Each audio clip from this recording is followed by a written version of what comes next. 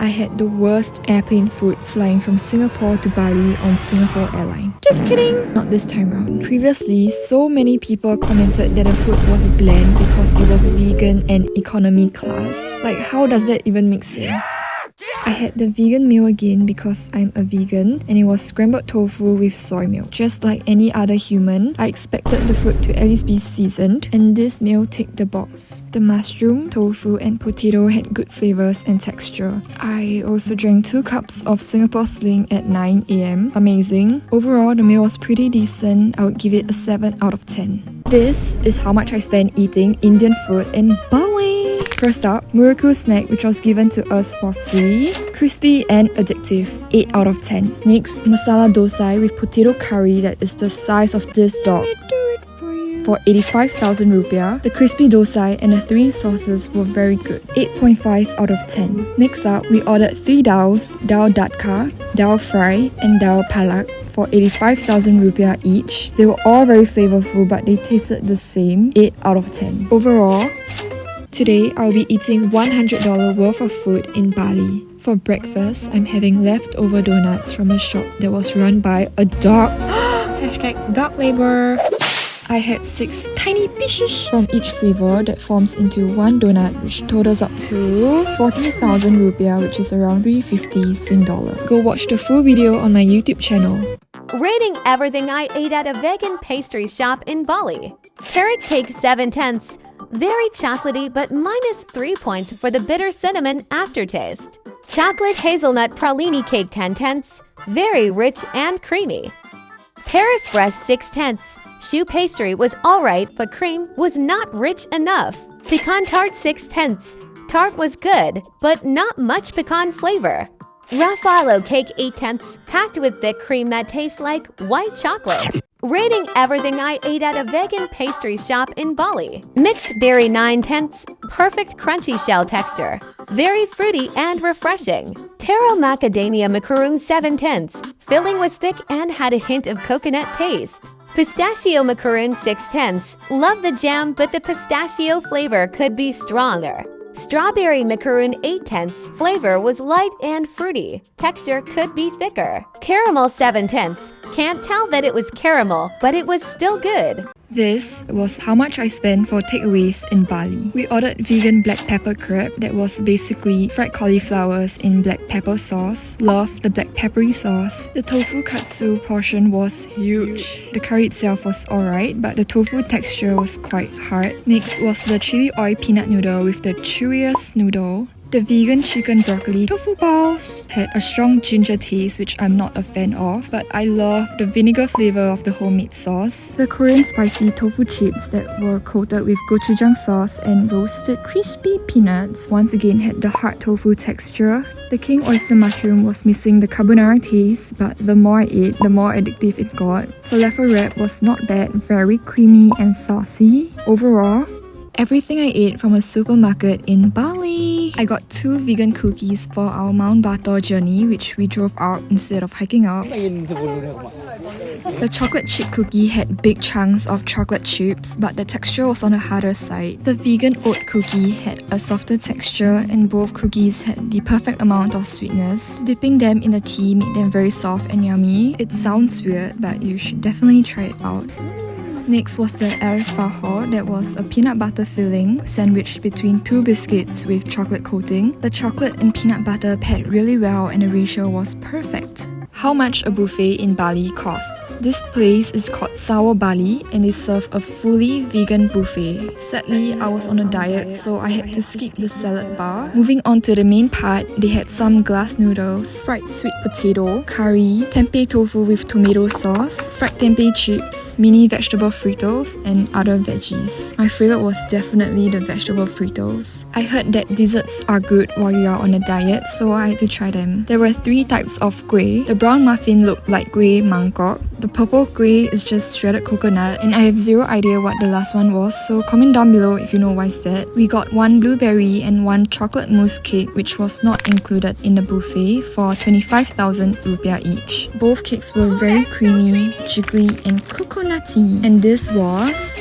Today we are going to try the top 4 vegan croissant in Bali to see which one is the best. First stop is from the sloth that cost 30,000 rupiah. Even though the delivery duration was 1 hour, I could still feel the warmth of the croissant since it had many layers. Get it? No?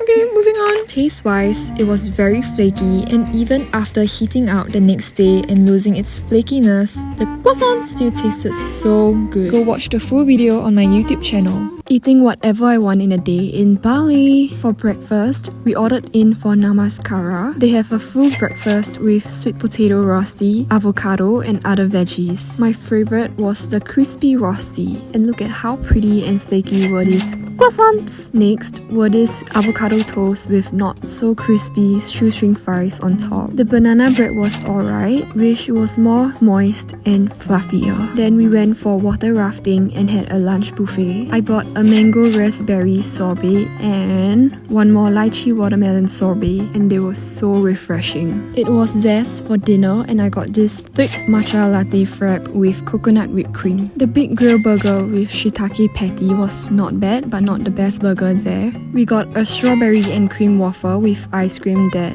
did not melt. And it was nobody's birthday that day, so we got a birthday chocolate cake, and it was very rich and chocolatey. Today we are going to try the top 5 vegan Nasi Campur in Bali and see which one is the best. First up, we have is Bali Buddha at a price of 55,000 rupiah. This was the only shop that gave peanut sauce dressing and some fried soybeans, which almost broke my teeth. Overall, the sides were good but nothing mind-blowing. Go watch the full video on my YouTube channel. Here's what I ate for breakfast in Bali as a vegan. I ordered the most amazing looking spread of food from the sloth. I got the breakfast croissant sandwich with vegan ham and creamy tofu egg salad, and it was so fluffy and tasty. It came with 2 cups of a hash brown, which tasted interesting, but I'm not a fan of it. Next was the vegan protein bowl for the guys. And just look at this creamy tofu scramble and mashed potato that is hiding behind this big vegan ham. My favorite was definitely the crispy vegan bacon. The star for this meal were the vegan croissant and pain au chocolate. Both of them were extremely flaky and buttery. I found the best and in Bali, rating everything I ate at Burnt Greens Bali. I've tried all their steaks, beefless steak, crispy chicken steak, and grilled chicken steak. Just for this life-changing creamy truffle mushroom sauce, which was so rich and flavorful. And their best steak for this sauce was the crispy chicken steak, which tasted like actual fried chicken. The Nasi Campur, pain au chocolat, and croissant were... Watch this video for the full review. The brown sugar bubble tea was very good, but the Earl Grey one was life-changing that I ordered 3 more times. The aroma of the tea, the whipped cream on top, the chewy pearls, everything about this was just perfect. Just look at this truffle mushroom pasta, which was on the next level, maybe because it was the same flavor as the best truffle mushroom sauce. Stuffed with the entire vegetable supply from a village, the chicken Caesar wrap was very tasty, and once again, the chicken tasted so good. Dessert-wise, the fudge brownie was rich but crumbly, and the chocolate donut was not that chocolatey. So, if you are going to Bali, make sure to try Burnt Greens Earl Grey bubble milk tea and their legendary truffle mushroom sauce.